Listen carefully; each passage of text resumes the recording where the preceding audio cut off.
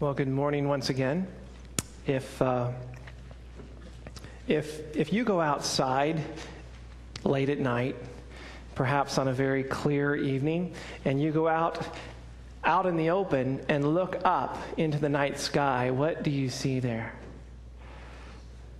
You see a lot of lights, right? All kinds of lights emanating from the various celestial bodies scattered throughout the night sky. Well, where's that light coming from? What's up there anyway? Well, it's mostly stars, isn't it? It's mostly stars, which are kind of the equivalent of a sun from a distant solar system. Sometimes we're close enough to some of the planets that you can see a planet or two, and they look like bright stars in the sky. Occasionally, you might be lucky enough to see a meteorite or even a meteor shower. Very rarely, you could even see a comet streak across the night sky. Well, one of the things that I think is a little bit perhaps ironic as I think about the night sky is that the single brightest light up there has no light of its own. And I am, of course, speaking about the moon. The moon does not generate its own light, as you know. It merely reflects the light of the sun. And yet, it's the brightest thing in the sky at night. In fact, a little thought experiment will help underscore that.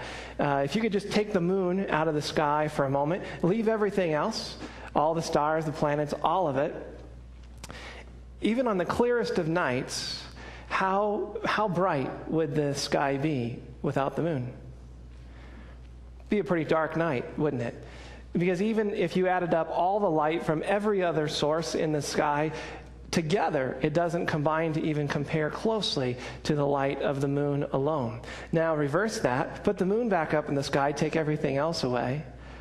A full moon on a clear night is bright enough that in the middle of the night you could walk through a field without a flashlight. Couldn't you? Any of you have experienced something like that? The moon is the brightest thing in the night sky, and yet it has no light of its own. Now, we can't see the sun at nighttime. Of course, that's what makes it nighttime. You can't see the sun's light because of the rotation of the earth on its axis. But even in the middle of the night, we can still know that the sun is there. How? Because we can see the moon. And as long as we can see the moon, we know the sun's still shining, because the moon reflects the light and the glory of the sun, providing light in what would otherwise be a very dark night. Well, I think that is a good illustration for the church. It's a good metaphor for the people of God, because we, like the moon, have no light of our own. We merely reflect the light of the sun. In our case, S-O-N, sun. And yet, we are by far the brightest light in the night of our culture, in the darkness of our world. And again, we don't generate our own light. We reflect the light of the sun. Now, in the night, when our culture, when our world is shrouded in darkness, many people can't see the sun, S-O-N. They can't see Jesus. They can't see God. And yet, they can know that He's there. Why? Because they can see the moon. They can see us. And as long as the moon is shining, they know that the sun is shining, because we reflect the light of His glory in our lives.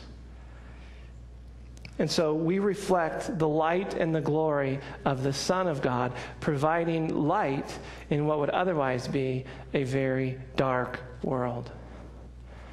And that, I think, is kind of the idea, the background of today's passage. We're getting to today's the last day in our sermon series on Hebrews. If you've been here, you may know that Hebrews is a very theological book. It's heavy with theology. But in this final chapter, in chapter 13, the author kind of turns a corner and it becomes incredibly practical. The teaching is basically a series of commands. Depending on how you count, there could be 16 or more imperatives listed in this chapter alone. And so for organizing that, I've kind of put these 16 plus commands into 4 categories. And they are caring for the suffering, marriage and sexuality, money and possessions, and things having to do with leadership. And when our lives are characterized by obedience to these commands, we reflect the light and the glory of the Son, S-O-N, into what would otherwise be a very dark world. So I'd like to look at those categories one at a time. Let's look first of all at the caring for the suffering. If you'd like to follow, we're in Hebrews chapter 13, beginning in verse 1. The author says, "Keep on loving each other as brothers." Keep on loving each other as brothers. Now, when he says the word love, that's not intended primarily to be an emotion. That is a verb. That is a call to action. To love each other as brothers is to care for one another's needs. In fact, the next two verses could be understood as a practical application of that initial command to love one another as brothers. And so in verses 2 and 3, we have examples. Here's what it looks like. Verse 2. Do not forget to entertain strangers. Don't forget to entertain strangers. That's another way of saying practice hospitality. Now, the people in that day, like now, traveled on occasion to various places, and of course they needed a place to stay overnight. Now there were inns, the equivalent of our hotels or motels. Now there were inns available, but they were very, very expensive and not exactly safe. They were actually rather dangerous places to stay, and so it became rather common for people to stay in homes. Friends and family and relatives and people that you knew. This was particularly true of the Christian community. The Christians made it a practice to open their homes up even to strangers. Could be a missionary, traveling teacher, an evangelist. It could be a businessman or woman who is traveling. Maybe a whole family of refugees fleeing from persecution. It was quite common for the Christians, the church, to open up their hearts and their homes even to strangers. And the writer says that as we open our hearts and our homes to friends and strangers, we reflect the light of the sun into a very dark world. He goes on to talk about prisoners in verse 3. Remember those in prison as if you were their fellow prisoners. Now, I assure you, you would not have wanted to be in prison during this time or in this culture. It wasn't a fun place to be at all. The prisons practiced a policy of intentional neglect. They didn't usually feed the prisoners any food, provided very little, if any, water, no clothing, no medical care, just a roof over your head, and not the kind you'd like. Okay? And so they were completely dependent on people they knew, friends, family, to bring them these things to meet their basic needs. So the author of Hebrews is saying, hey, don't forget them. Don't forget them. Make sure that you're meeting their needs. Treat them just like you would want to be treated if you were in prison. Now, I know that some of you have gone to prisons and jails to visit those who are incarcerated. I know because I've actually gone with some of you to those places to visit prisoners.